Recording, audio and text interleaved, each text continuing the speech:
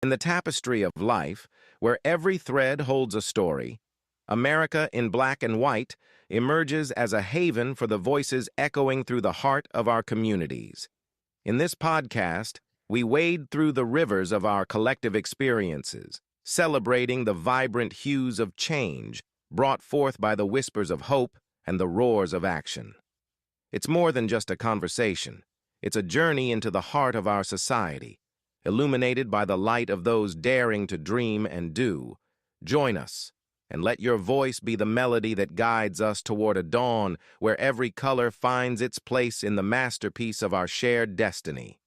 Together, let's paint a future brimming with the positives that dwell in our minds and the actions that shape our world. Good evening, ladies and gentlemen, and welcome to another episode of American Black and White. Tonight, I will start the show with our Black History reflection before I introduce our guest. Tonight's reflection is on Barack Obama. Barack Obama's rise to the presidency was more than a political milestone. It was a cultural awakening. His leadership reminded the world that intellect, dignity, and hope are not just ideals, but tools for transformation. Obama embodied the audacity to believe that change is possible even when the world insists otherwise. His journey from community organizer to commander in chief symbolizes the power of preparation, purpose, and perseverance. For Black America, Obama's presidency was a mirror reflecting our brilliance, our resilience, and our rightful place in shaping the future of this nation. Tonight, we honor the legacy of Barack Obama. We also honor those who continue to build, uplift, and transform communities. Leaders like Kwame Carr, who embodied the same spirit of service, excellence, and unwavering belief in the potential of our people. So let me introduce our guest tonight. Welcome to another powerful episode of American Black and White, where truth meets testimony and where the stories of our people are honored with the depth they deserve. Tonight, we sit with a man whose journey reflects the very essence of Black excellence, a scholar, a teacher, a principal, a superintendent, an author, a content creator, and now a CEO shaping lives through purpose and spiritual awakening. Kwame Carr is not just an educator. He's an architect of transformation from the classrooms of Paul D. West Middle School to the superintendent's office overseeing district operations to the founding of Acrobatics LLC. His life has been a masterclass in leadership, resilience, and reinvention. His story is a reminder that when you commit to service, when you commit to growth, and when you commit to truth, the world opens doors you didn't even know existed. Tonight, we honor his journey, we honor his voice, and we honor the legacy that shaped him from his mother's influence to the timeless wisdom of Dr. Benjamin E. Mays. Let's dive deep and let's welcome Mr. Kwame Carr to the show. Thank you, Mr. Charles. Hello, sir. How are you? Doing well. How about you? I am just excellent. Thanks for being here. Is there anything you'd like to say to our audience before we dive into the show? I'll just say to you that is the best intro I've ever had in my life, sir. Thank you. Well, I appreciate it. Uh, let's go first. Well, I'd like to start where I'd like to give our audience a chance to get to learn a little bit more about you, the person that you are. So, if you can tell us, who was Kwame Carr before the titles, the leadership roles, and the accolades? A child at heart, I'll start there. And through my life, I found that I think we're all kind of trying to figure out who we are in the grand scheme of things. So I'm literally still figuring that out day to day. And I've realized for me personally, I've chosen paths that have been successful for me. But now in this stage of my life, I'm finding that maybe my path is something else. So I think we're ever evolving into different aspects of ourselves as we unravel the onion, if you will, and getting down to the core of that onion. And it takes a lifetime to do that. And the key for me has been to take those attributes that I had from a kid. Being very organized would be one of them. Being playful at heart would be another one. Not taking things so seriously all the time, remaining calm 99% of the time, and using those attributes to determine my next steps and what I wanted to do career-wise, how I wanted to present myself in the world, taking care of myself, being physically inclined to do running, for example. I walk a lot now, but I used to run. I still run the Peachtree Road Race every year. I have like 35 or so more T-shirts from that race over 35 years. So I'm kind of all over the place. It's kind of hard to narrow that question down, but just taking attributes from the talents that were given to me and placing myself in situations that allowed me to express my best self to the best of my ability, given the fact that I'm still a work in progress. So tell us, how is it, and what's the secret to keeping that calm in some of those wild and out of control situations? I just think for me, I go to my doctor's visits, and even as a kid, the doctor would listen to my heart rate, and it was always like 42 beats per minute, which is like 20 beats per minute less than the average. And they'll say, do you exercise and stuff? So I always played outside and all that kind of stuff. But I think the rhythm of my heart literally sounds strange. I'm not a scientist at all. But I think I think the rhythm of my heart as I was born allows me to stay calm. You know what I mean? It's just something that's innate. My nickname by several people in high school was Cool Breeze. I know where it came from, but I've just always been like that. It wasn't intentional, but it's helped me a lot. So, did growing up teach you about the discipline, purpose, and identity? Well, teach you about discipline, purpose, and identity. What did it teach me about discipline, purpose, and identity? Mm-hmm. Well, discipline-wise, I was raised in a disciplined household. Mother, my father would come and get me up on Saturday mornings and start playing this music real loud back from the 50s, 60s, 70s, and get me out of bed at like 7 a.m. And I'm trying to chill out, rake leaves, pick up sticks, that kind of stuff. And next thing you know, that turned into cutting grass for neighbors and just kind of earning my own money at an early age, even though I was still at the house, and keeping my room clean, getting my homework done. They never really had to stay on me about those types of things. So it kind of just carried over into my professional life. So discipline is very important in a lot of ways, in every aspect, actually. If we just break it down, you have to have discipline to accomplish your goals. What were the other two things? You said discipline? Purpose and identity. Purpose, like I said, purpose is ever evolving. I started as a professionally, and we'll probably get into a little bit later, but as a firefighter. So I dug into that purpose wholeheartedly for about 3 years, and then I realized that really wasn't my avenue. Then my purpose changed because my mother was always on my tail about being an educator when I was in college, and I didn't take any courses to be an educator, so I had to do that after the fact. But she turned out to be right as far as guiding me on how to go forward in my career, and it turned out very well for me. So at that point, that was my purpose for 27 years, and now, serving different purposes, I'm learning myself better and better. And that last thing again, Identity. identity. That's changed. That's changed. I think about that all the time. As a kid, I was more, let's say, I was quiet. I've always been quiet. I'm an introvert by nature, so I'm very quiet. Not because I'm shy per se. I just like observing my surroundings more so than getting involved with being the person out loud.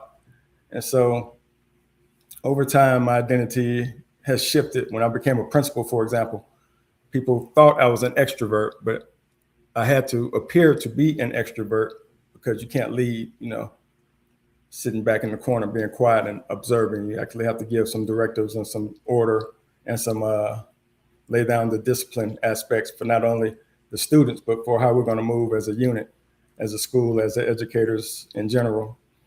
And then identity now, as far as being outside of education, is shifting away from education, even though I do involve myself with the educational endeavors, is shifting more into self-discovery aspect, which is more so what my company revolves around. So, how did Morehouse College shape your worldview and your understanding of Black male excellence? Okay, short story before we get into that. I grew up Bill Cosby era when the Cosby Show was on. So my father was very much like Bill Cosby in that show when he would tell everybody, including his son, my son is going to Morehouse College. So that was my dad. And so I literally applied to one college, not knowing how competitive it actually is to get into the school. And I got in. My grades were very good, coming from Frederick Douglass High School in Atlanta, Georgia. And they were looking for students from the metro area, of course, to come into the school. And so once I got there, I found that I was surrounded by guys just like me from around the country, around the world, other countries, other continents. And it was very competitive. Gave me an opportunity to interact with them. It was a big time for self-discovery. I stayed on campus the first couple of years and just interacted with a lot of different people and learned their cultures. And they learned mine. They were involved in Atlanta, of course, because they were here. I did some light travel to some different places, but not a lot. But the expectation for excellence was very, very, very high. And not only did my father interest me in going there, but people like Benjamin E. Mays, Dr. Benjamin E. Mays, who played a major role in Atlanta in not only politics, but in education at Morehouse College during that time when I was growing up. And then, of course, Dr. Martin Luther King is a graduate. And so when I look back at the trajectory of all of the people who have come from Morehouse College and are doing great things and have done great things, I thought it was a no-brainer for me to attend. So it still shapes my reality in a lot of ways now, because I still see and talk to and converse with a lot of graduates. We still keep in touch. I still do business transactions with them, and it's always good in the community. It gains a lot of respect from most people I encounter because they've had some run-ins with some people or know about Morehouse College. And so the standard of excellence is high, and it's really been a benefit for me, I can say. So, what drew you to education after majoring in economics? All right, going back to my mother, I was one of those lost souls, so to speak. When I graduated from Morehouse, I was working in a gymnasium down in Fulton County government. They had a gym for health for the employees. So I was a fitness trainer. So I was in great shape at that time, just training people on how to use equipment, machines and free weights and all that stuff. And it went from judges to police to fire department to everybody who really worked in Fulton County who wanted to work in that field. So I joined the fire department, and in 3 years of time, changed my mind about that. In the back of my mind, I always heard my mother's voice. You need to be a teacher. You need to be a teacher. You need to be a teacher. And I would always go to school with my mother from, I don't know, probably 7 years old, when I was able to stay out of her way and not be a burden during teacher work days. And I can remember the other kids of the kids of other parents who worked in the school, and we would all click up and get together, and we're still friends today. But I resisted probably until I was 26 years old, being a teacher, but I was always mathematically inclined. Like I was one of those people who loved math, took AP calculus in high school and just zoomed through math. I almost got a perfect score on the SAT in math, came really, really close. And it just dawned on me, maybe I need to, because I was tutoring as well, tutoring math a little bit, very lightly though. So I started experimenting with substitute teaching, which by the way, was the hardest job I ever had. Like walking in cold, not knowing him, man, what? And so, yeah, the kids raked me over the coals, brother. They did, little fifth graders, I can remember. It was bad. but it taught me how to be stern and respectful and gain respect when I walked in my first year as a teacher. So I started teaching because of my mother. You know, I just listened to her and took a gamble, and it turned out to be the best thing ever because I taught in the classroom for 7 years with a high level of success teaching math, and it just turned out wonderfully. Well, you know, with the principles that they use in the science of economics, were you using any of those practices whatsoever when you started to teach? Great question. I'm thinking macro, I'm thinking micro. Not really. I can't think of anything. Something may come to me as we continue to converse, but I haven't really thought about that. That's a great question. As far as teaching is concerned, I guess the only thing that immediately comes to my mind, which was not part of the curriculum as a middle school math teacher, is just budgeting aspects and personal finance, but that's more of high school level stuff. So I didn't really get to use my econ knowledge at the high school level. When you look back at 1998, your first year teaching, what stands out the most? First semester. Ooh, woo. First semester, which is was August to December. And it was very much like the substitute job that I had. And I say that to say that the kids, they were challenging. They weren't disrespectful. Just the teaching is much more engaging if you're not planned out from start to finish every class and that time runs out and you're sitting there with 15 minutes left and you have 6 different preps. They could be the same prep, same class, but 6 different classes, which means 6 different sets of personalities and 30 kids per class, because that's what it was. Classes are a little bit smaller today, but it was 30 kids a class, basically. So I had like 180 kids every day. And boy, you talking about somebody who was tired at the end of the day, every day. So I would come home at 5 o'clock, get home, school got out about 3:30. I would get home about 5:30 and crash out. I'm talking about crashed all the way out. And I would not get back up till 5 in the morning. So I was like these 12-hour days, a lot of days I didn't even get to eat dinner because that's how tired I was. And I would get up the next day, do it again. So when December rolled around, I had to have a talk with myself during that winter break. And I was like, okay, this needs to change because I cannot survive another semester. Now, the people on the outside looking in, the principals, the counselors, they were saying, oh, Mr. Carr, you're having a fantastic year. You're doing so well, So they saw the structure, but man, it was beating me down. So I had to change my mentality. I had to gain a little better control of the classroom because saying, sit down, let me get your attention.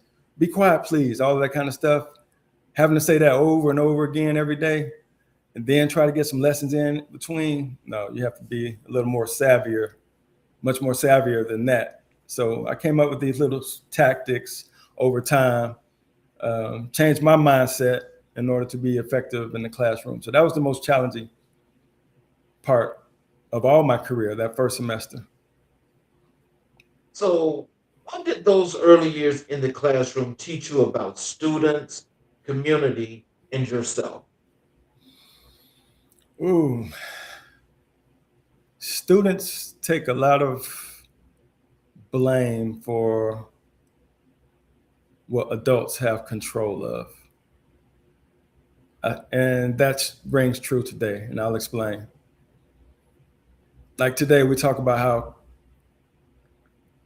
I'll just use the word crazy, kids are and out of control, how out of control they are and disrespectful, but they're not the ones who created the atmosphere that they live in. They're not the ones who put the phone in their hand. They're not the one who puts the content on. They're not the ones who put the stuff on the TV. They're not the ones who play the stuff on the radio that they listen to. So the adults, it was slipped in on us, but we allow these decisions to be made, and voila, it's like, here we are. We try to figure out how the kids got here. They got here because of how we are today as a society. Like when I was growing up, there were certain things on TV, Schoolhouse Rock. You had the good cartoons on, with the lessons, and the TV shows were the same. But now it's not like that anymore. They have different stuff to listen to with all these ideologies, and they got a million ideologies instead of the core ones we had about the values and treating each other good and having respect towards each other and having the different personalities like the Jeffersons. Then you had All in the Family. Then you had Good Times, and you had Happy Days. And you had all of these different shows. Gomer Pyle. We can go down the list. Then on Saturdays you had the cartoons. Like I said, it was just a different time. So I think the kids take a beating, but the times have changed, and we, the adults, we've seen the change, we've allowed the change, and we are that change. And now we're kind of reaping what we sown, so to speak. Can't explain really how that happened, but a lot of it we had to see coming, because when the cell phones start being introduced in the schools, I was kind of concerned about. I wasn't kind of concerned. I was very concerned about that, because I already knew what was about to happen. A lot of off-task behavior. Because who doesn't want to scroll? Pick up their phone and get a quick scroll in. It's a beautiful thing, right? Mm-hmm. And so, that part about the kids. I tend to get lost in the first part of the question, sir. So you got to add that second part. That is the same thing, alluding to the community and yourself. Okay. So the community, what was the first part then? Because you asked me. Go ahead. So what did those early years in the classroom teach me? Okay, yeah. The community and yourself. Okay, so the early years in the classroom, as far as the kids are capable. We just have to get their attention, because attention is the currency these days. And it's very evident based on things we are seeing and participating in. So if we can't get the kids' attention, we're not going to be successful in what we're doing. So for me, I was able to do that because of the respect level and because of the demands I put on them. I kept them busy all the time and just had their best interests at heart. And I was able to relate to the students on a day-to-day basis. And so you look like you're about to say something. No, I was just listening because I thought that was pretty interesting. Okay. Yeah. And so the kids, they can be difficult, but you have to have that mindset that you're going to succeed. It has to be something that's predetermined when you go in there. And I think that goes for everything. For myself, when I took the job at every level, there's a certain level of predetermination that goes into any of these decisions. Because if you're going to accept a role, and all the roles come with the job description, of course, but even greater than that job description is performing the task to the highest levels possible.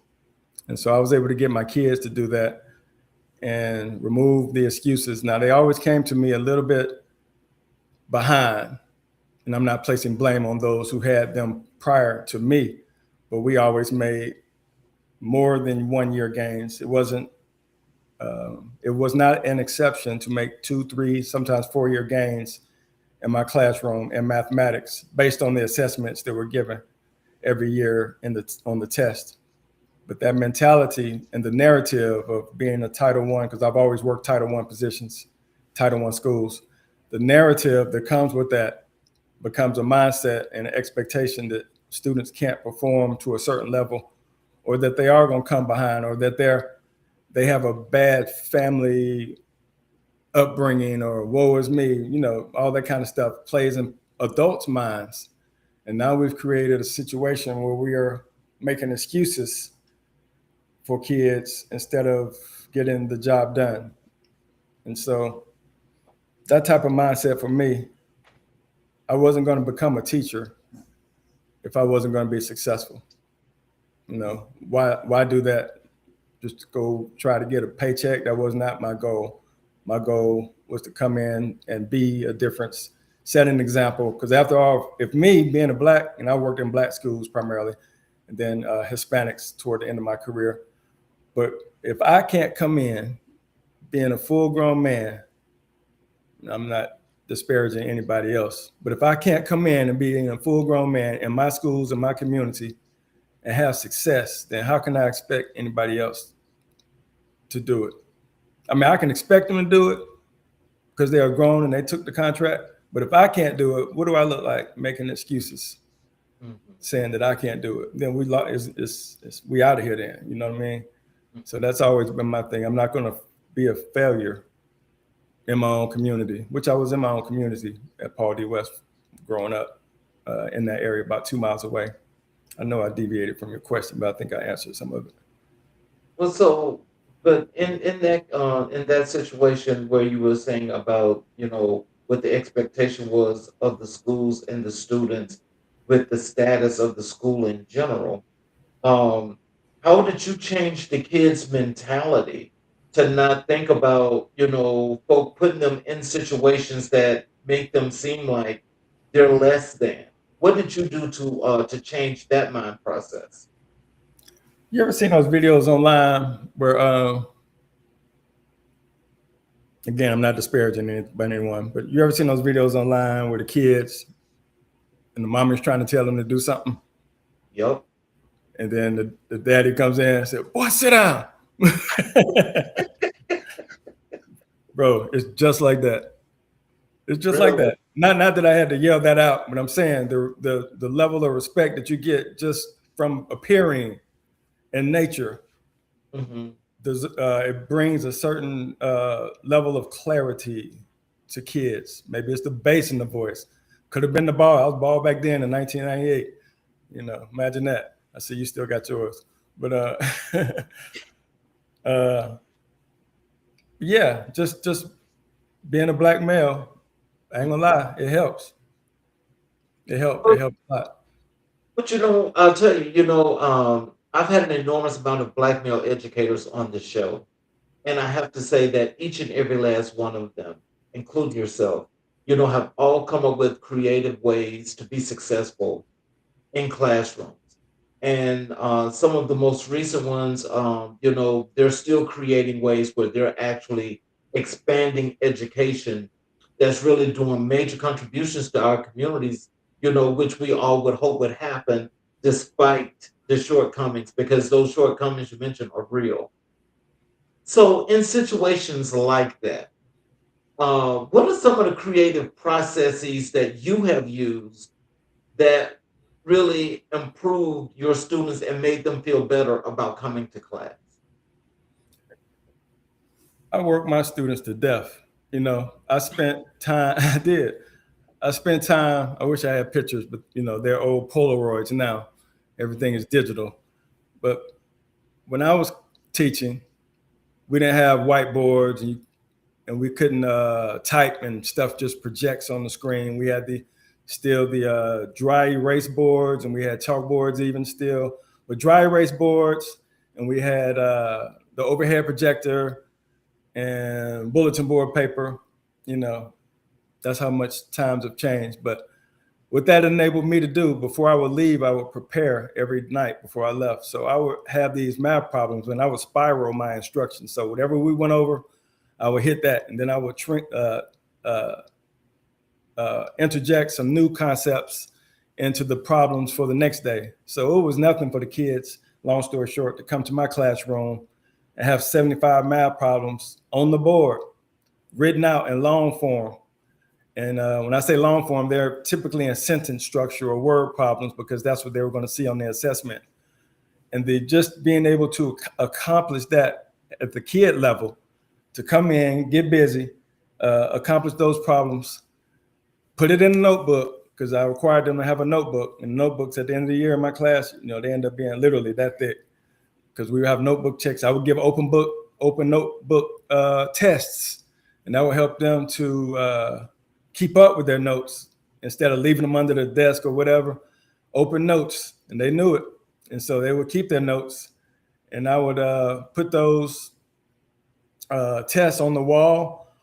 They got 100. Everybody who got 100 had their paper posted on the wall. There was one test I had like 50 100s just plastered all over the wall in the room on display, and they like to see their papers on display at the end of the week. I was traditional, I gave that test on Friday. They say that's not a good idea. You don't need to do it on Friday, but Friday was my day, man.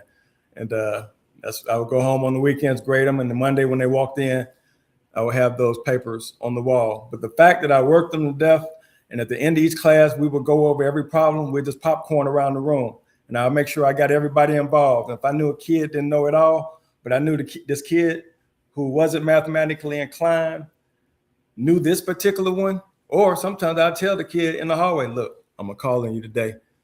I need you to be ready for this problem right here. If you need help solving it, let me know. And then, so we would work the problem. And then when I got to that number, I would call on that kid for that number so they could speak out loud and get their confidence up. So everybody participated, and everybody felt challenged, and everybody kept a notebook. And that's how I got everyone involved, just by having those personal relationships and involving everyone and challenging them the whole time and making them love math. People don't really like math these days. So how did your mother influence your character, your work ethic, and your spiritual grounding? Okay, my work ethic, let's start with character. I'm probably more like my mother than I am my father. My mother, very kind-hearted, not that my father wasn't, but I told you he was like a military guy, kind of like a drill sergeant. So I didn't want to cross him too much. My father, we bonded later in life, but she basically raised me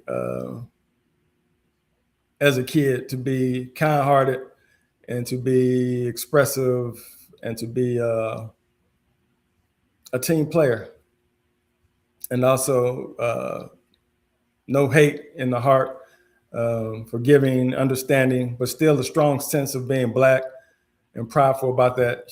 She wore an afro until maybe 2000, at least to 2000. She wore an afro, like from the 60s to 2000. So I had that mama, and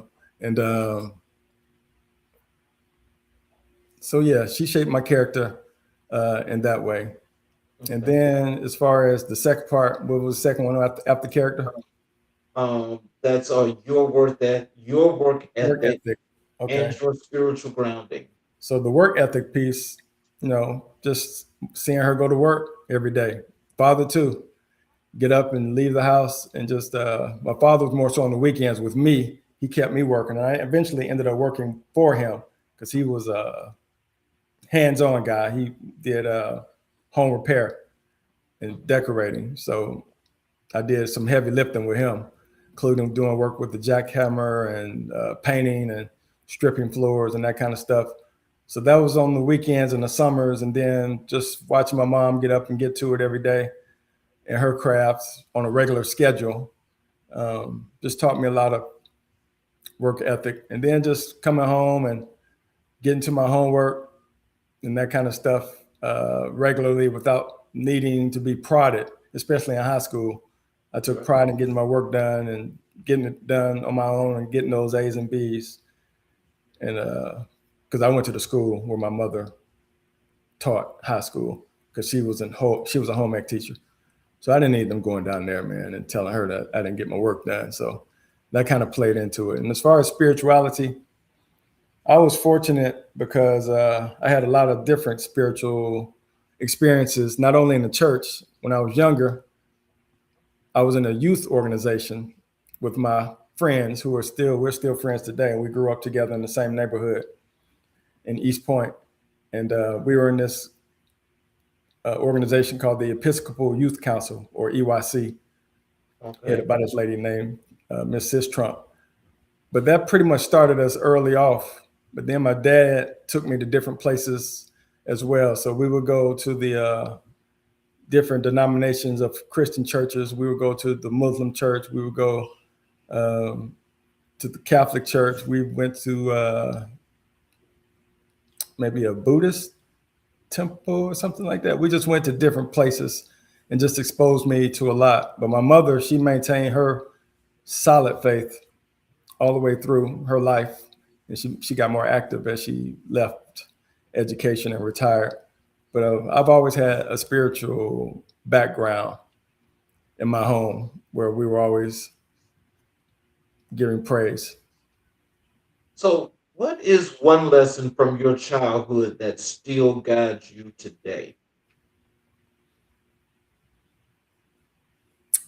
One lesson from childhood that still guides me today.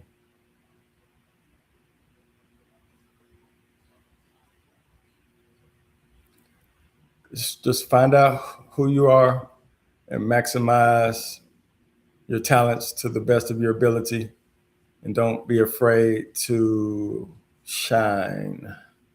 I'm still learning that lesson. Still learning that lesson. Yeah. So, looks like we got something here in the chat. Um, um, okay, somebody was waving. I guess I don't know what that means. Okay. Well, let me go over. Let's transition over to, your work as an educator. The teacher, principal, and superintendent work. Um, what was the moment you knew teaching was more than a job and that it was a mission? Yeah, that was day one. It was day one. It was very satisfactory. And then as the days moved on, more and more challenging, because you're not only performing the duties of teaching, you're performing other duties as required. And you're also a part of the community because you're dealing with the parents. And one of my practices was to contact parents prior to the year beginning. So out of the 180 that I had my first year, I probably was able to contact 130 of them by phone to introduce myself. I didn't do that every year because that is a tall order, but that's something that I did maintain at least the first 2 or 3 years, which enabled me to have a very high level of success in the classroom. So, how did you achieve such phenomenal student achievement results early in your career? I had these other teachers that I guess we were all in secret competition. I hope none of them are on this live right now, but but we were in a tough school. We were in that struggling school, and one of the reasons the principal hired me, thought I had a quiet strength about myself, and so a healthy competition, because I didn't know one way or another. I'm coming in fresh, and I didn't know anything from anything. All I knew was to go in and teach my heart out and do the best that I could. But when the results came out that very first year that I taught, they were kind of looking up at my scores like, wow, this guy's for real, And so that began, I guess, a healthy competition all the way through the teaching process, because once I set a bar at one level, I knew I couldn't go below that again. So then it became a competition with myself, because my numbers I didn't want to have a year of decline, if that makes sense. I always set the bar. Once I set the bar for myself, even though it was competitive with everyone else, the bar had to be raised each time, at least a 5 to 10 percentage points higher than the last time. because of the improvement in my own craft. So I kept the heat on myself, even though there was an unspoken competition, I suppose. So, what did it feel like to have your teaching practices used for countywide professional development? Yeah, that was awesome. We had a what was called, the name will come to me in a minute, but because of my results and a couple of other people as well, they studied our results at the 6th grade, 7th grade, and 8th grade levels. 2 of us being math teachers. I was the 8th grade teacher. We had a 7th grade teacher and a 6th grade teacher. It was a female, a male, and a male, myself. And we were receiving phenomenal results. One was a language arts teacher. I think I said that. But the results were consistent year after year after year. And so the principal took notice of that after the 3rd year or so. And they decided to do professional development around the practices that we were doing. And so we had to journal each day to ourselves what we did to make ourselves effective. It was a self-discovery type of deal because we couldn't answer the question. They asked us the same question you just asked, and we couldn't answer it because it's just something that we did naturally. So we kind of worked through the process of discovering ourselves and what our practices were to uncover that. And then that turned into a video series for the county and interviews of the students. And that became professional development at the county level. And it became an article and just kind of ballooned after that. And it actually turned into a presentation that we took to Title I schools. And we went to, I think we went to California that year, San Francisco, maybe. That's as far as we got. Well, we did the presentation, not only in Fulton County, but around the country on a small level. So, as an instructional math coach, what strategies did you find most transformative? You're going to be amazed. You're going to be amazed, Brother King. But I was a middle school math teacher. So my assistant principal, when I was in the middle school, she became a principal, Miss Juanita Nelson, and she became a principal of an elementary school. And when I was ready to transition out of the classroom, she hired me as her math coach. And what I noticed was teaching pre-algebra at the middle school level, the kids that I did not have to go back and teach timetables to, they were the most successful. They were absolutely the most successful because I didn't have to go back and teach timetables, because if you don't know your timetables, you're not going to divide. You can't do it. So if I say 12 divided by 3, you're not going to reverse that and just come up with the 4, you know what I mean? And if you can't divide, now you can't do fractions because fractions are just division, right? If you can't do fractions and division, now you can't do percents. I mean, it goes downhill. Now you can't do proportions, you know what I mean? And so it just falls down after multiplication. And multiplication, most of the kids didn't understand it's just a shortcut to addition. It just saves you time. It's kind of like looking at the sight words that you learn in elementary school, that they tell you need to know these words because the reading is comprised about 80% of the words that you read are these words right here, the, he, she, all those words like that. You got to memorize them. You got to know them. You got to know them. And nobody has a problem with that. But when you say you got to memorize your timetables for some reason, it becomes a big problem. But that's also the foundation after addition, because it's the shortcut, just like those sight words, or Dolch words. They're like 220 of them, where there are even less timetables. And you learn those in 2nd grade as arrays, and the arrays become your formal timetables in the 3rd grade. And by the 4th grade, when you're doing double digit or triple digit multiplication, if you can't do that, it's basically over. So to answer your question, in elementary school, that was the focus, because the teachers did not necessarily have time written in the curriculum from the state. They might have 2 weeks on timetables. I'm sure it's probably still the same now, but this is like 2005, 6, and 7, around that time frame. They just didn't have time in the curriculum for kids to learn timetables. So if there are parents on here, got to get those flashcards and they got to know their timetables, parents. That's how I learned them, and they just stuck with me ever since. But anyway, so I worked with teachers on timetables. And the way I did that was through competition. So during the math classes on certain days of the month, we would have third grade versus third grade classes, fourth grade versus fourth grade classes, fifth grade versus fifth grade classes. And we would have a multiplication contest. And the contest was very simple. I had a PowerPoint.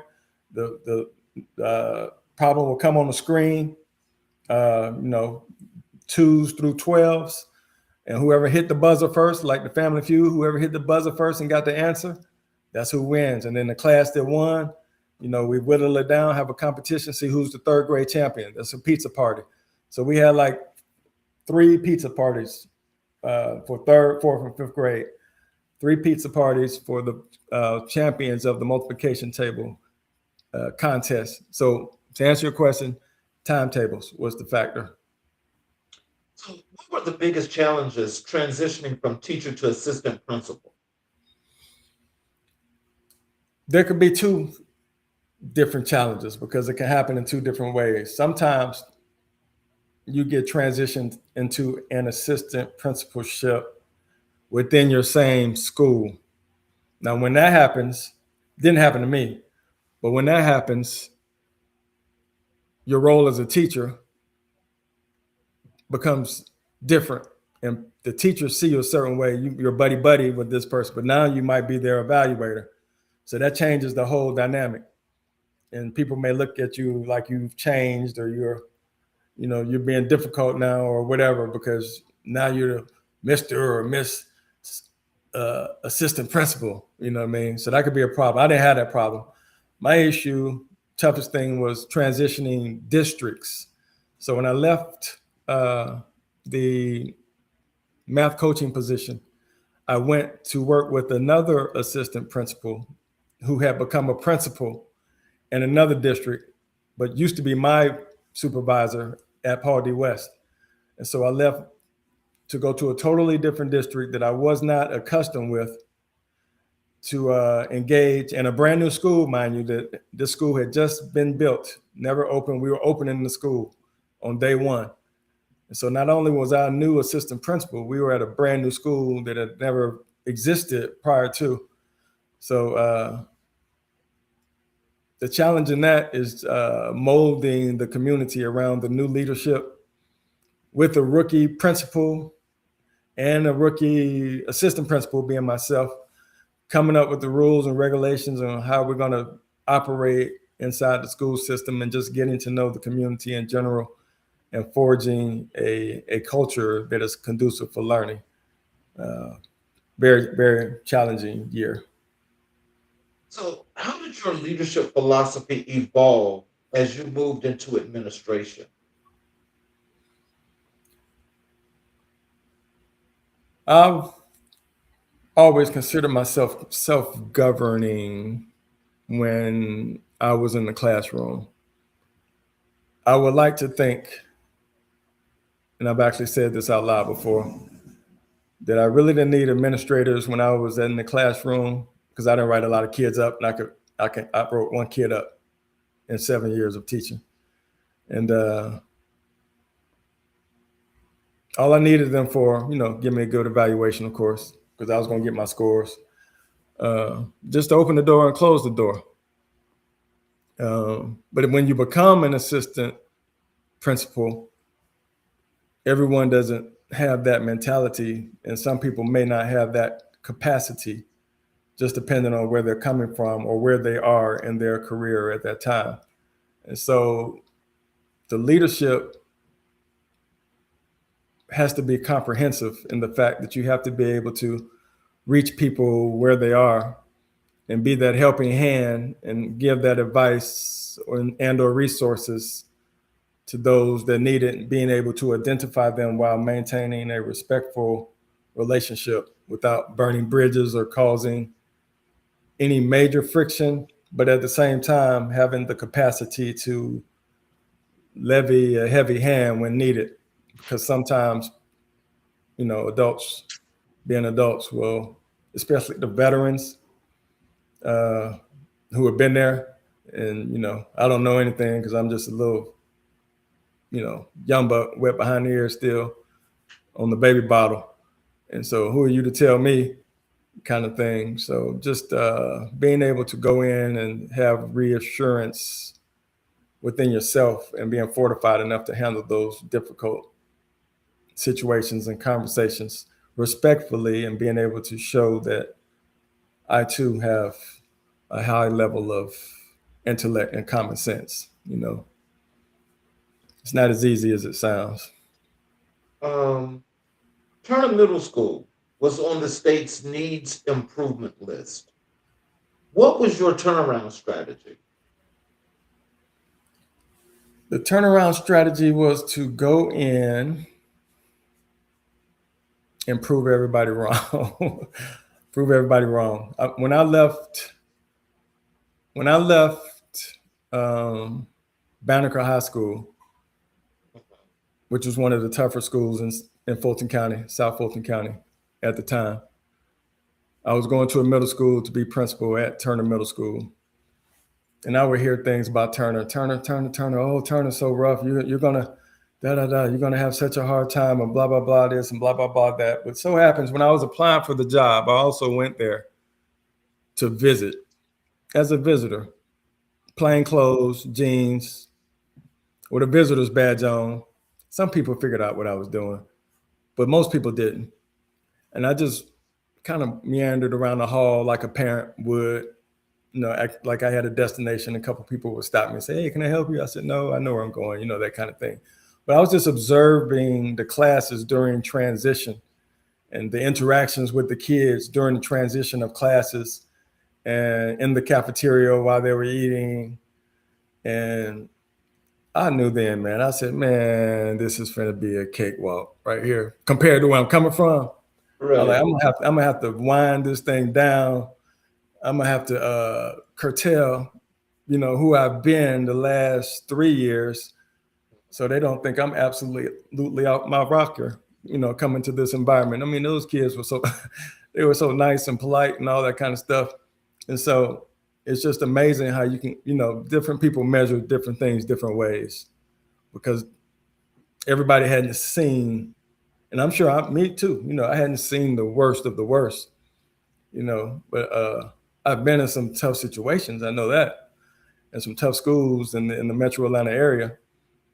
And I've attended, some of the tougher schools as a student.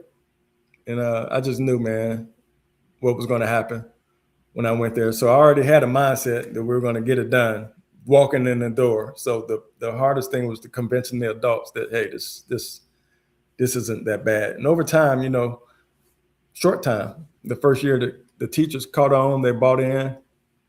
First thing I did was change the motto of the school to "We're the best middle school in Georgia."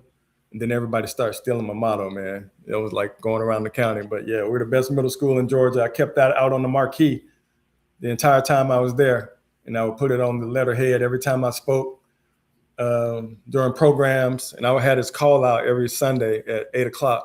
I will record this call out to the parents. Like for 5 minutes, I would talk about what's going on in the school, what's coming up, what I need the parents to pay attention to. So that almost became like a little mini church in itself. Parents would say, yeah, we congregate around the phone at 8:00. So we know your phone call is going to come up, call out, and make this blast. So it was hard work. It was hard work for sure. But it wasn't like it could have been, So as you think about that, what are some words of wisdom and encouragement you can offer to educators, administrators that are in that situation where they're going to schools just like you did and you helped to turn around?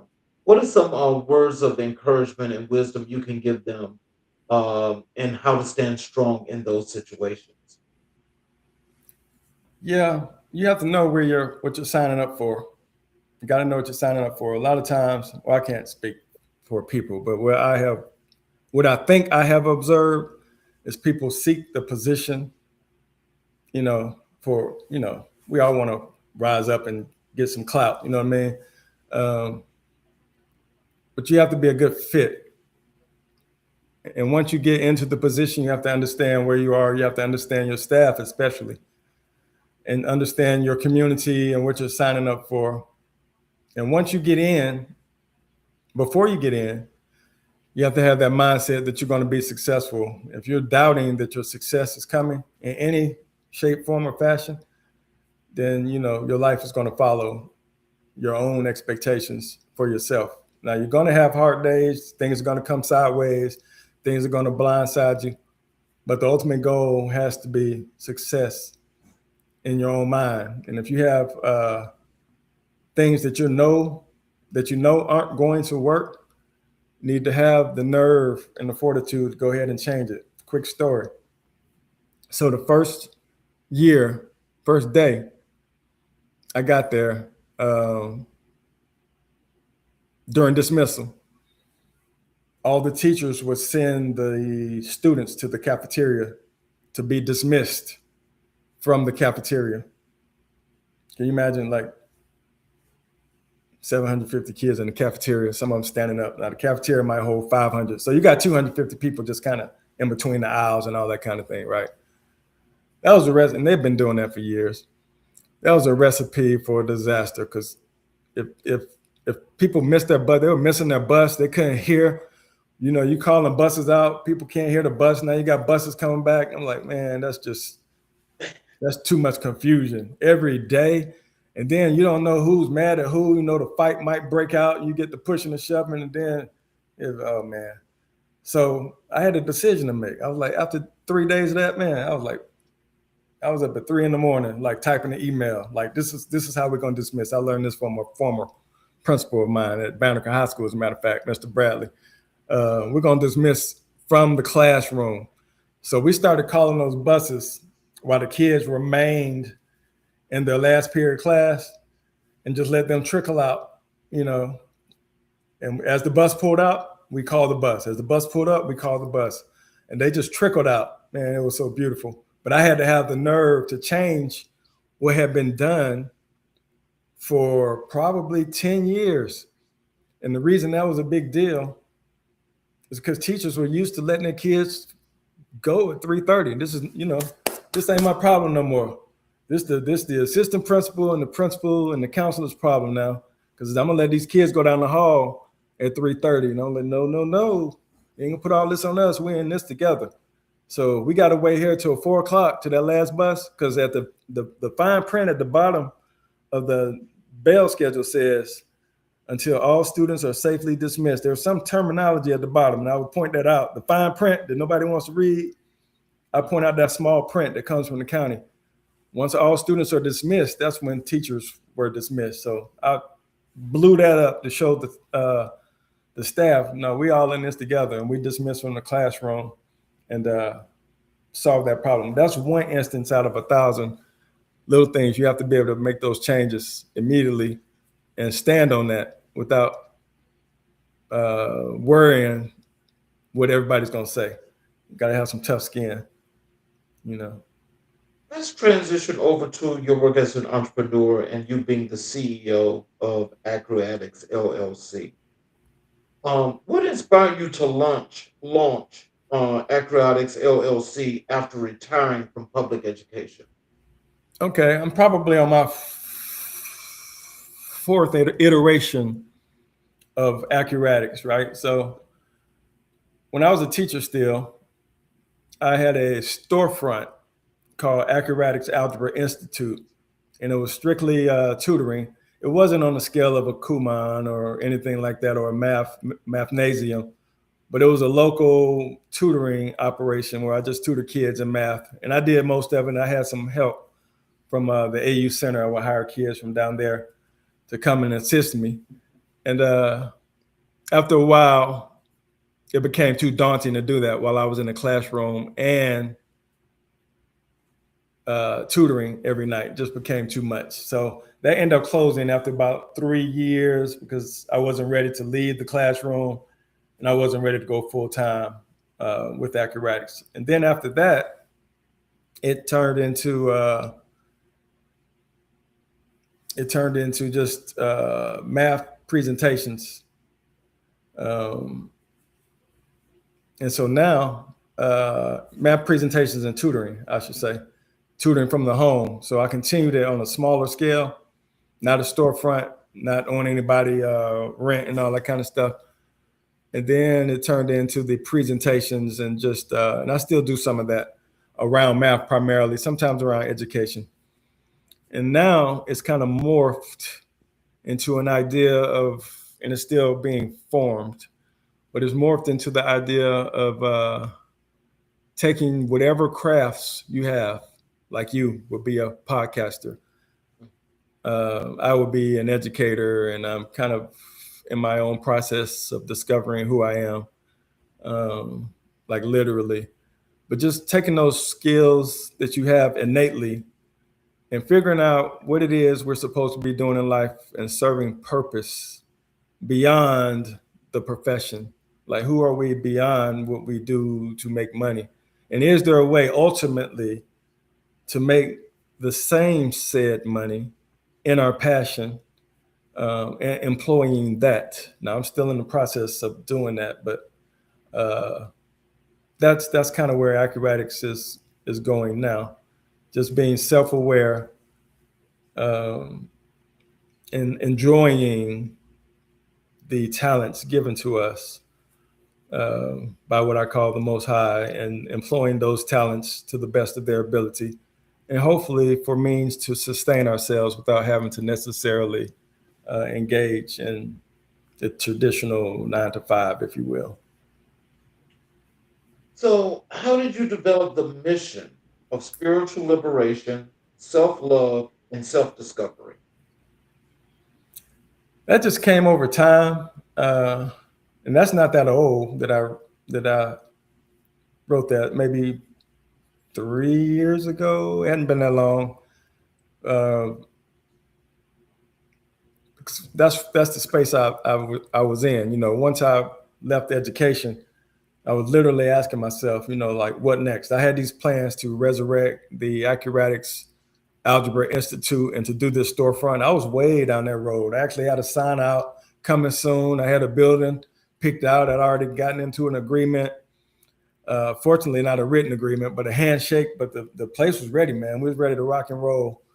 And then I said to myself, do I really want to put myself in a space where I'm owing someone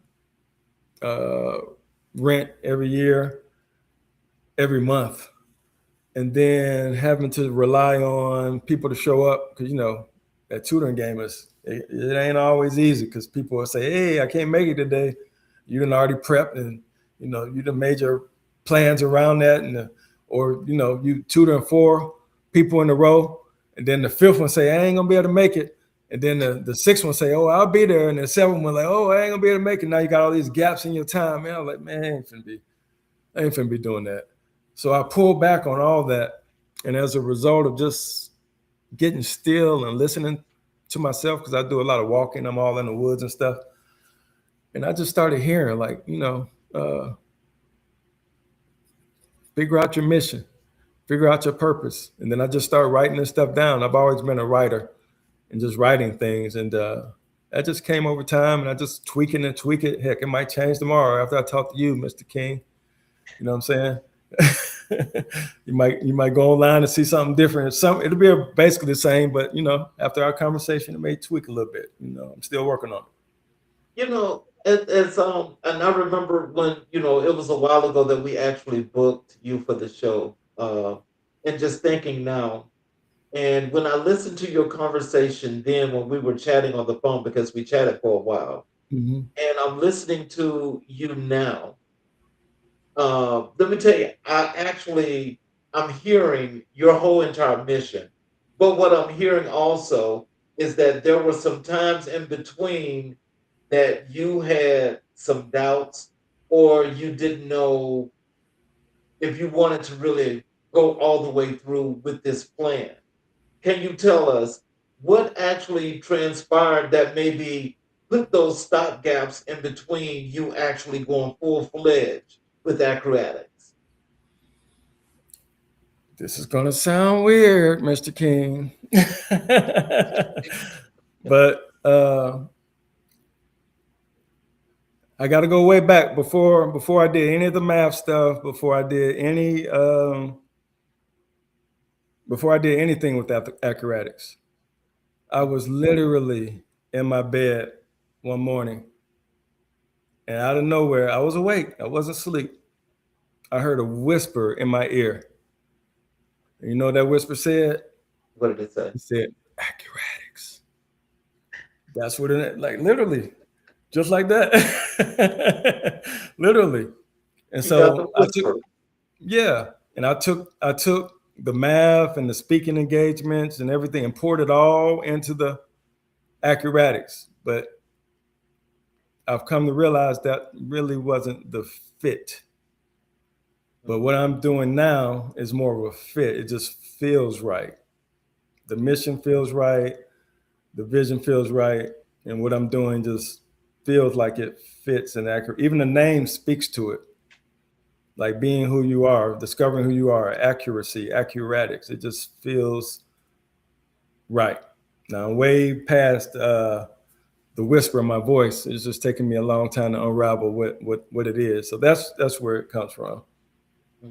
You know? So, what does creative independent contractor mean in the context of your work? It means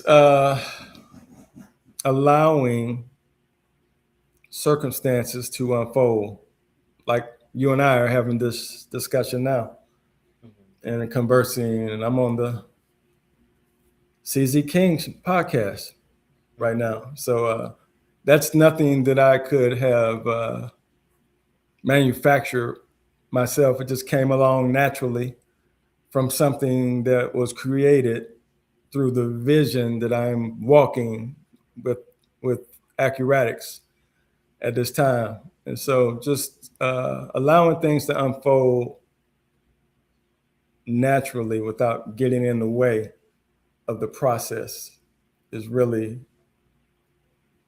been the goal and is the goal as I figure out it's a lot of faith-based movement in this business for me. As I look at my business, there's a lot of, and I guess it would be anybody who endeavors to operate in business. You know, that takes a lot of faith. But I'm not actively seeking like anything right now. I'm like literally an open vessel, and the opportunities that align, those are the ones that I take. If I think it does not align, then I'm more inclined not to get involved. Like I've written several books, and you know, people will call me and say, "Hey, we'll advertise your books for you for a good old fee of $2,000." You know what I'm saying? I'm like, dude, what are you talking about right now? I'm like, all right, like I already did the work. Now I did the work. Like, so why don't you, you know, I can cut a deal with you if you want to go advertise and you sell X amount of books, and I can give you some percentage points off of that. You know, speaking dollars and cents. But don't try to hit me over the head for a promise that you can't. You know. So yeah. So I don't take those opportunities, Brother King. But you know, stuff like this comes along, or another speaking engagement comes along, or a conference comes along that's paid. You know, I take those, and because I was able to retire from education a little bit early, and I say a little bit early because I never going into education. It was not my goal to be assistant principal or math coach or assistant superintendent or curriculum director or any of that. That wasn't my plan. Obviously, I was going to go in, teach math for 30 years, get my retirement. But, you know, things start moving and shaking, and I moved up the ladder relatively quickly. And then, so, you know, that means your salary schedule goes up in education, which means the money I thought I was going to be making, I was already making plus some. So I could leave a little early, take a little hit for the early retirement penalty, whatever. But it was still, you know, it was beautiful for me. So that allowed me to get out and experiment and do this work here. So like I'm not in a big rush to define exactly what it is that I'm doing. I'm kind of letting it define itself over time. So, I will say this before I move to the next area. You definitely, I'm just feeling that you're more of a creative spirit than you give yourself credit for. Okay. Because the vibe has to be right each and every time. So every time you went out to create, not just your books, but other things that you've done, the vibe had to have been right.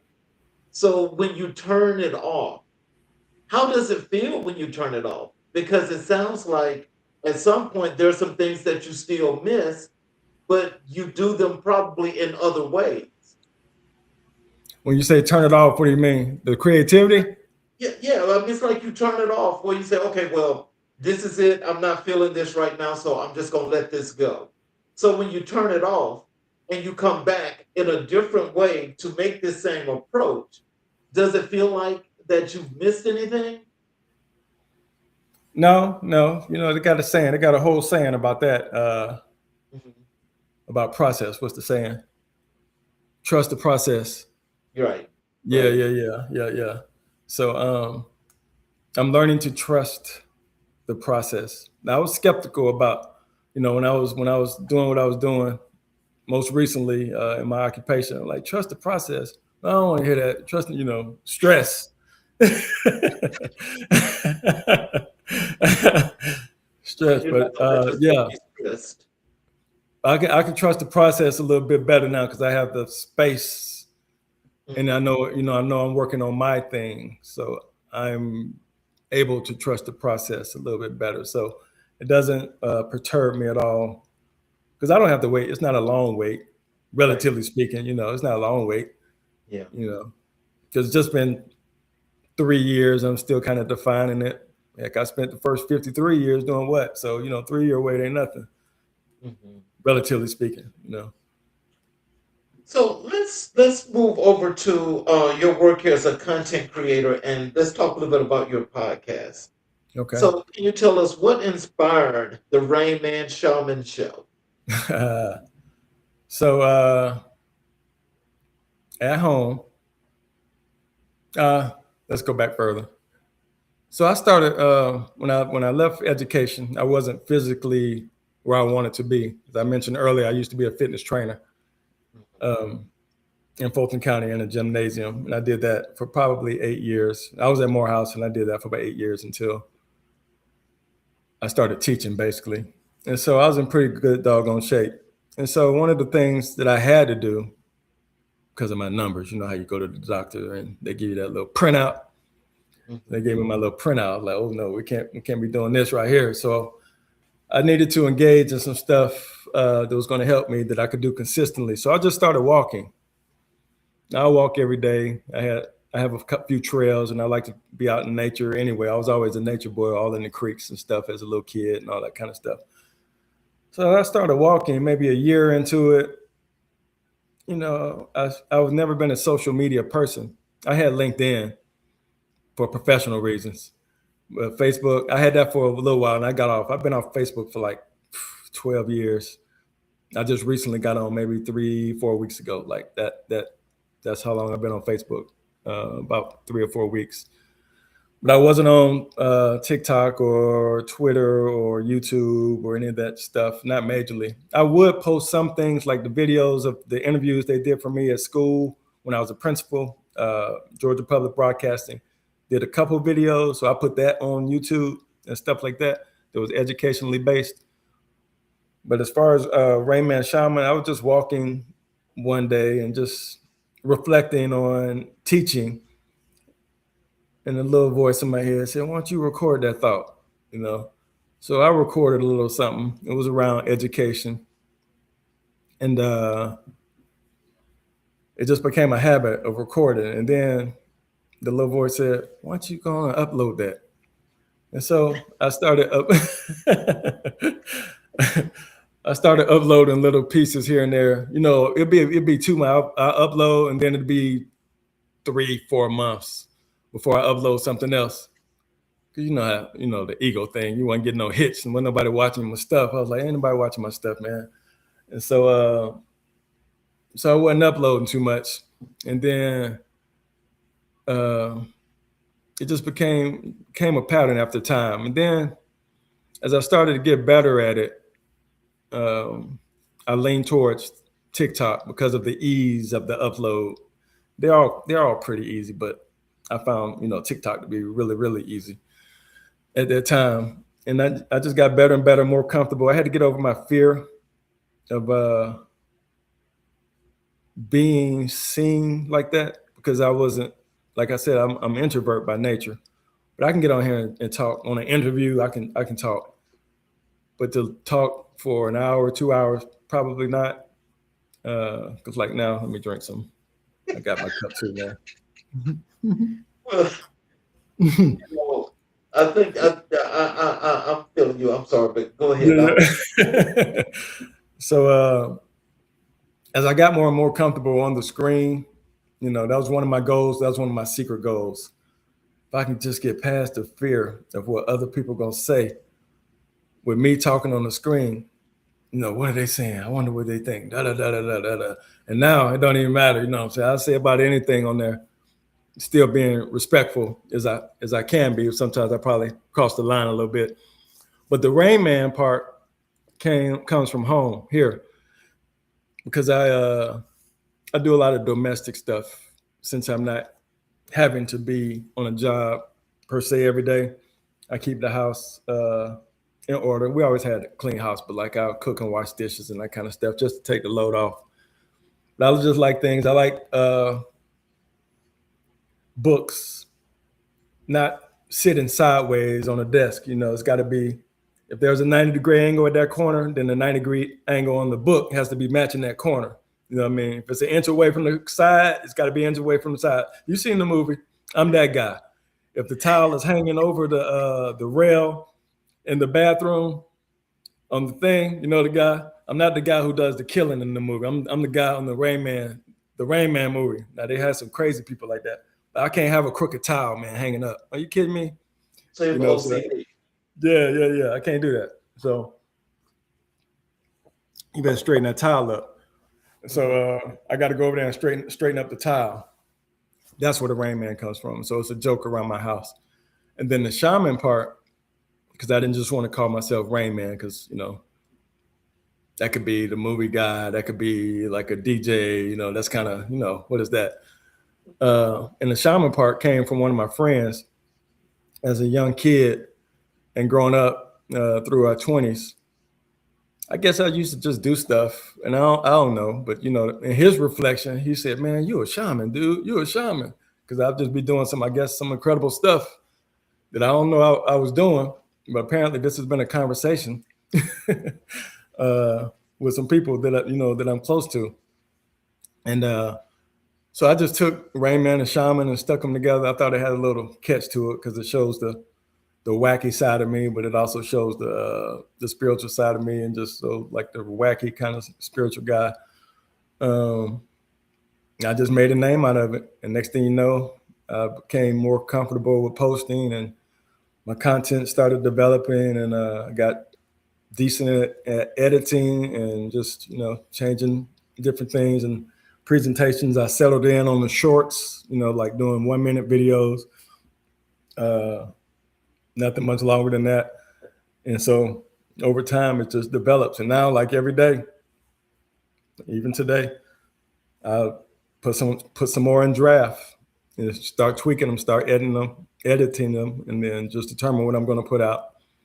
And I'll go to TikTok. TikTok gets everything because most of those people don't know me. And so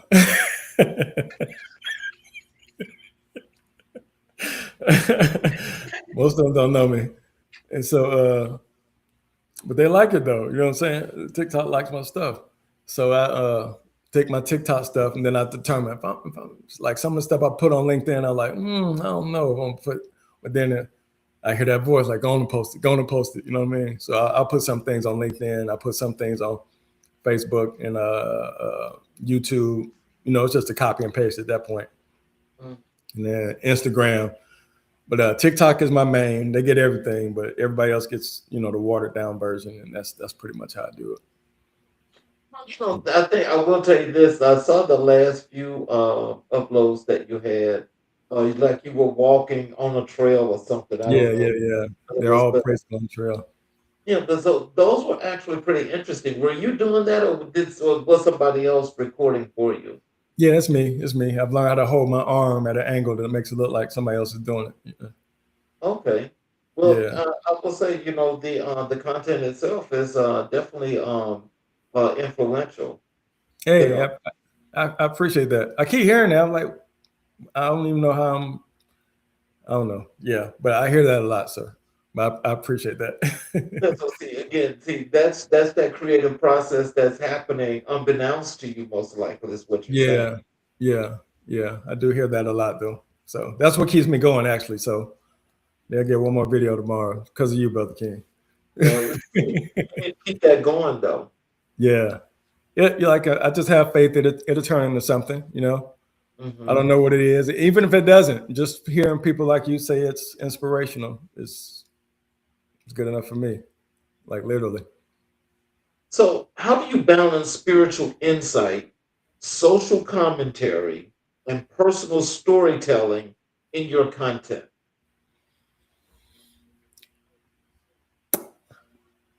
I've never really been one to think like everyone else, and I think that comes from observing people and their reactions. And I understand, in my mind at least, how media and the screens that we look at operate and algorithms. And because I don't think like everyone else, that allows my mind to creatively come up with another narrative and give people another outlook on a lot of things that they may see as one way. And I think that's the piece that you see as being inspirational because it's not really counteractive to what's the narrative, but it's more of another way maybe to look at some things to cause you to at least ask another question like, is this really the only reality that we can consider? Or is there something else that's underlying this that may be at play here? So that's pretty much how I attack all three. I don't want to land per se anywhere. If I'm going to do something on politics per se, I just dropped one on TikTok about that, specifically about the speech last night. To me, I don't weigh in on either side, whether I'm Democrat or Republican. I stay away from that, but I take the comedy in the situation and use that to say, hey, maybe we should not be taking this so seriously because maybe it kind of looks like they're kind of acting up there and they're not taking it as serious as I would if I was in that position. There's something going on. That's kind of how I attack it. You know, that's kind of how I look at things. I don't even when I'm talking like in religious, I stay out of the religion per se. I am very much, I believe in God and that sort of thing, but I don't land. My upbringing has been Christian. If I had to like be forced to say who I am, that's what I would say. But um, I don't force that belief on anyone. I'll lean on all of them because I think they're all pretty much saying the same things religious wise. It's either you're going to be aligned with goodness or you're not. And I even try. I avoid the word try because when I try, that means I'm not doing it if I'm trying, you know what I'm saying? Like I'm messing it up now. So I intentionally focus on riding the line when I'm talking about religion in particular, riding the line of goodness versus being someone considered riding the line of evil, to attract a wider audience of amens, if you will, to get people to see a bigger picture. So let's talk a little bit about your authorship and creative work. You've written 5 books. What themes connect your body of work? My growth, it's all been aligned to my growth. I'm going to show you. My first book, which is this one. I'm not advertising, but it's this one. I brought them so I could remember the titles because my titles tend to be long. You know what I mean? And you just say, "What 5 books have you written?" If you ask me to say all 5 titles, I would have to scratch my head. So the next book I write is going to have like a 1-word title. Yeah. Not these sentences and the subtitle. You know what I mean? So the first book was The Problem with Educating Black Kids. And that book literally came from the journaling. Remember, I told you that the principal was trying to figure out what we were doing in the classroom. And so the journaling that I did during that time ended up being 50 to 60 pages. So later on in life, I still had that 50 or 60 pages. I turned that into a book and titled it The Problem with Educating Black Kids. And it just walks people through the mindset that I had as a teacher. And then I have this book, Turnaround Principles for Turnaround Principals, which was written when I was a principal. And I save paper, I save documents, I save protocols and all that kind of stuff. And I put some narrative with it. I just kept journaling, and I wrote the principal book, which has a bunch of protocols and mindsets for administrators, basically. It could also be used as a training tool. And then I wrote a more comprehensive one that included both of those books, but also included my overall narrative of education and where we stand now, and probably some things that need to change in order to make it continue to be successful going forward, as well as including some things that operationally I did from the district level as assistant superintendent when I was over district operations. So those were my first 3 books. And it just went along with my development. And then as I came out with the Rain Man Shaman concept, I started thinking about just society and civilization and the whole planet, really, and how everything is set up and how we have to grind all the time. And sometimes we're grinding for things that are already here, but we depend on this capitalistic society to give us turnip greens that probably grow outside in the grass, and we just let it. You know what I mean? You know what I mean? So I start thinking, you teach people how to grow them turnips now. They don't want to grow people. I'm like, why am I paying for these turnip greens, man? I could probably go out here and, you know what I'm saying? Or even like clean water. Why can't I just go out here and get some water, man? They didn't dump stuff all in the water. So I just started thinking about these things. And so my next book was Awakening Protocols of Gaia, Gaia being Earth. Just how to wake up and start seeing some of the stuff that we're doing that's not necessarily in the best interest of our climate or in the best interest of us in general.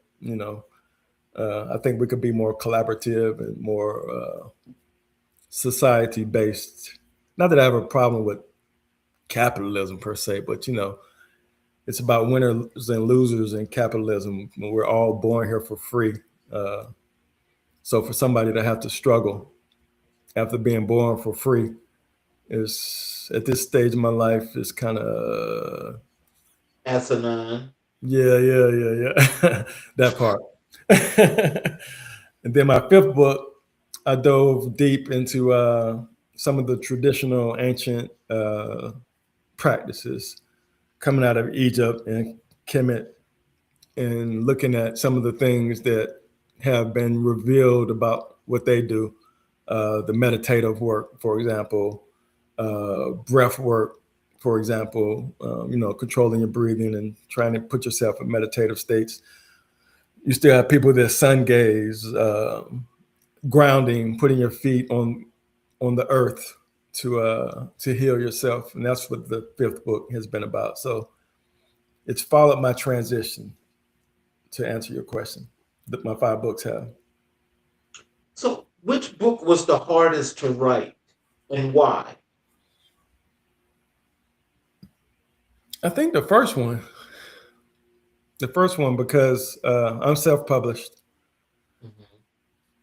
In my earlier years, in my 20s, I attempted to write some poetry, which I still have. which I still think is good, but maybe I'll try that at maybe I'll try that through a publishing company one day. But I attempted to publish a poetry book about 30 years ago or so, not to my success. So I said, if I attempt to publish any more books, I'm going to do them myself, which I did. And so my first book, I had to learn everything on how to publish, which platforms to go to, how to design covers, and what is my title going to be, and the editing piece, making sure that it was as clean as possible. Because when you write something, you tend to miss that misspelled word. And so just reading things 1,000 times and just getting it right. It's easier now because now you can cut and paste and do your spell checks. I guess I could have did that then, but it's just a little bit easier now.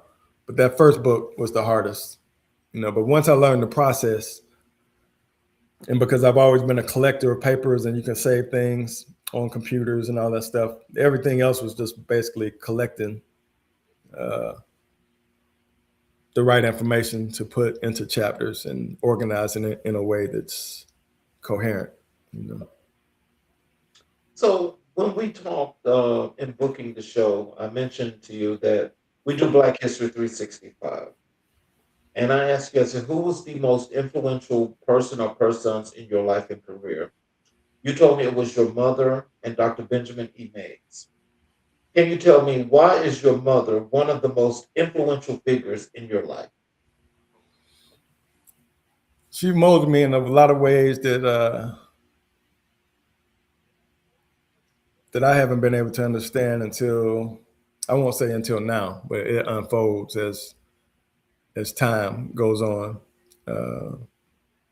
Like I said, that nurturing, that loving support that I always had from her, always being there, always being on my side, telling me what's right, telling me what's wrong. I think we all have those same things. At least I would hope that the majority of us have those same things from our mothers. And then her seeing in me my potential as an educator. She saw in me where I didn't see in myself. And at the levels that I was able to perform, it's pretty doggone good that she could see that. Because like I said, I was avoiding education. I was a firefighter, I was a fitness trainer. I didn't know what I wanted to be. I knew I didn't really want to work corporate, even though I had this econ degree. I wasn't really the business suit guy trying to go down there and, nah, bro. I mean, I put on suits though, I did. Even in the classroom, I put on suits. I wore a tie every day, but not the corporate thing. So in a lot of ways, she just, and then, she just showed me a lot of different things, including who I was in my early years as an educator. She just tapped into all my gifts and saw who I was before I could see who I was. So what values did she instill that still guide your leadership today?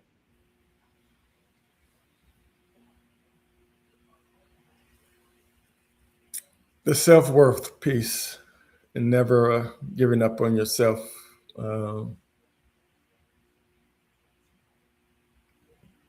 She raised me to be very, I don't want to use the word competitive, but self-assured would probably be a better word. She would always reassure me that I was just as good as the next person, and to never shrink or fear the amount of shine that I could bring to a situation because of how it might be perceived, if that makes sense. So, yeah. And so, she put me in some tough situations. Like she had me speaking a lot. I was an introvert, but somehow I would end up in the doggone PTA meetings at the high school level. And I don't know how Douglas High School did it, but we had some packed I'm talking about in the doggone gym, dude. And they had people and these dignitaries sitting everywhere, and I'm at the doggone mic. I'm just having a reflective moment here. Mm-hmm. In the 9th grade, talking to probably 400 or 500 people, easy, including the mayor, Andrew Young in the crowd, like people like this, right? I'm sure it was a special PTA, but I will find myself in these speaking positions, and for some reason, I can't get this mic out my hand, So even she's seen the microphone in my hand from a very early age. Mm-hmm. I just had that epiphany, sitting right here, Brother King. Now I got to go change my mission statement.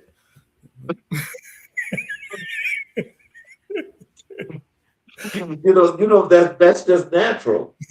That's just Yeah. natural. Yeah, it is. So yeah. How did her love shape your understanding of service and humanity? Service and humanity. Well, the teaching part is easy because that's totally a service. So and that in itself is a service to humanity. I think that the whole profession in of itself fits easily into that mold of service and humanity. That's really what the whole profession is about. That's what we sign up for at every level, even all the way up to the top level. Everybody says it's about the students and about the kids. So just raising a better society than we had from the previous generation is always the goal, and to prepare them for the future, as we like to say. So there is not a better career that's hands-on like an educator that provides service every day to humanity, Yeah, so just following in her footsteps has allowed me to do that. Dr. Benjamin E. Mays shaped generations. What about his philosophy resonates most with you? He has a saying, and I know that I'm going to jack it up, but you'll get the point. And the saying was, reach so high,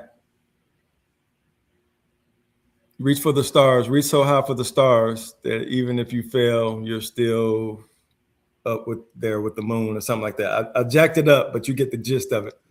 Just strive high. So either way, you still end up being a celestial being. So that always resonated with me. And his book, Born to Rebel, was one of the first books that I read as an autobiography, because I tend to read nonfiction. I don't read many autobiographies, but that's one of the ones that I really enjoyed before being an educator, and that really inspired me. Just reading his life story and how he grew up and how he managed things and became president at Morehouse, and he was integral in the Atlanta School Board and just an overall educator, influenced Dr. Martin Luther King. And even today, I live on this street, but the street that's adjoined to it is Dr. Benjamin E. Mays Drive in Atlanta. So I drive on that road every day just to leave my house. So very influential. Just ironic that I live off the street named after him. Yeah. So, last question. Mm-hmm. How has Mays' belief in purpose, dignity, and education influenced your career?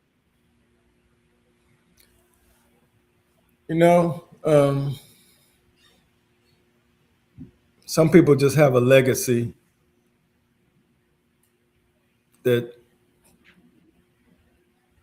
in my mind, it can't be approached. I would like to think that maybe one day I will have a legacy such as that. But his name still rings and lingers today at Morehouse College in particular as one of the great presidents. It still lingers in the Atlanta public school system as one of the great leaders in the school board. And just the legacy itself is something that's beyond impressive. So when I think about my own legacy, if I could just have an inkling of that with purpose, and I'm sure he served his purpose. Otherwise, his legacy wouldn't be as strong as it is now. But to find my purpose and be able to leave a legacy like that is inspiring for me after reading his book and reading how he grew up. And that's really what inspires me to be a great educator. It's kind of transitioning now because he was in the educational space, and I'm kind of leaning towards another space now, even though I still do some educational things. But that certainly has been the case with my upbringing. So, in closing, what are some words of wisdom and encouragement you'd like to leave with our audience? Tell them how they can connect with you via your social media, your website, all of those good things. Okay. Words of wisdom. I'll tell you exactly at my 55th birthday party, which was a couple years ago. They asked me the same thing. My friends put me on the spot. I had a little small gathering here at my house. They said, give us some words of wisdom, like I'm some old man or something. But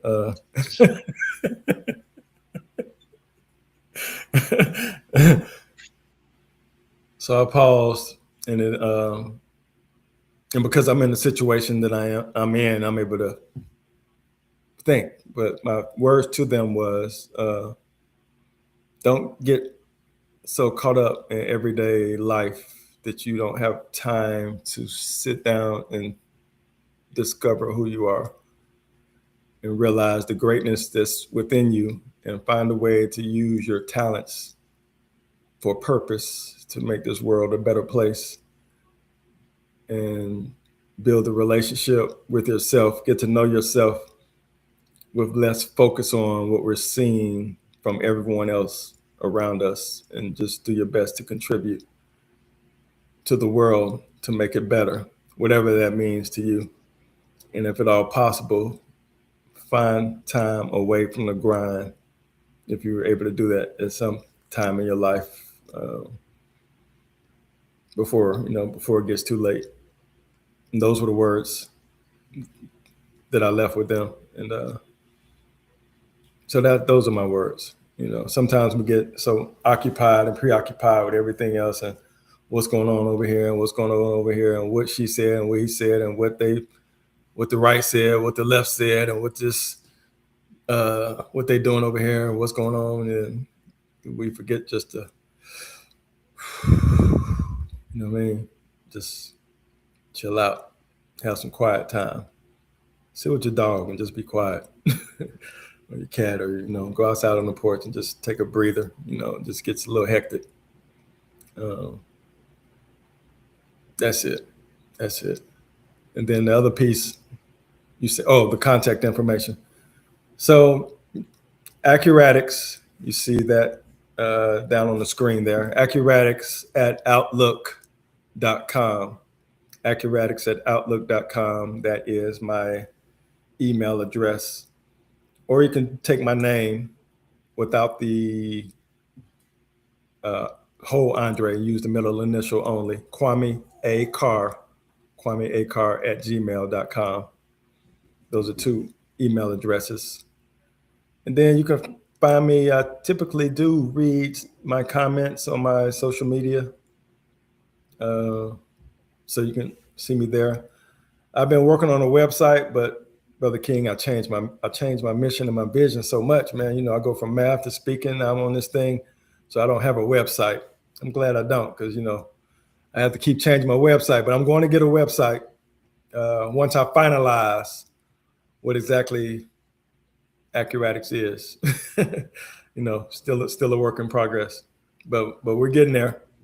I've been working on it hard for good 2 years now, I guess. It took me a year to kind of figure out that I wanted to record and make videos and be a content creator.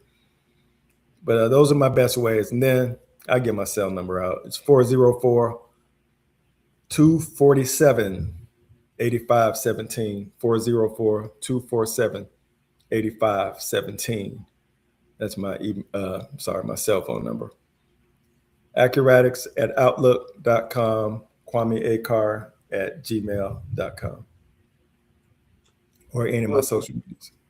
Well, before I close, I just want to say that this was definitely worth the wait, and I'm glad that we got you on the show.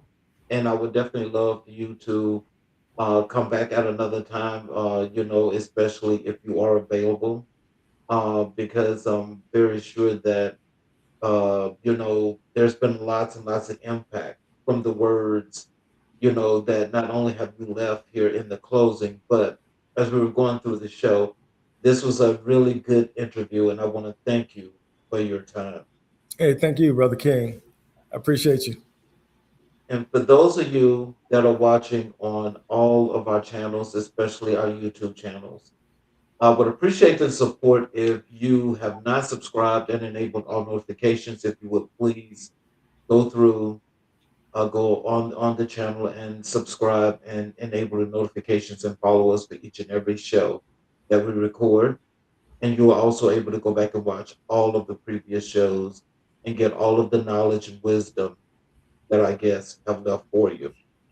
So in closing, I would love to, just do this so that maybe make sure that you are listening as well as our audience, is that Kwame, your journey is a testament to what happens when purpose meets preparation, when service meets spirit, and when a leader refuses to shrink in the face of responsibility. From the classroom to the superintendent's office, from author to entrepreneur, from content creator to spiritual guide, you have shown that reinvention is not only possible, it is necessary. Your mother's love, Benjamin E. Mays' wisdom, and your own unshakable commitment to growth have shaped a life that continues to uplift others. Tonight, you reminded us that leadership is not a title, it's a calling. And you've answered that call with courage, clarity, and conviction. Thank you for sharing your truth. Thank you for your service. And thank you for continuing to build a better world, one awakened soul at a time. This has been America in Black and White. I'm your host, Charles King. Good night, family. And we will see you guys tomorrow night for another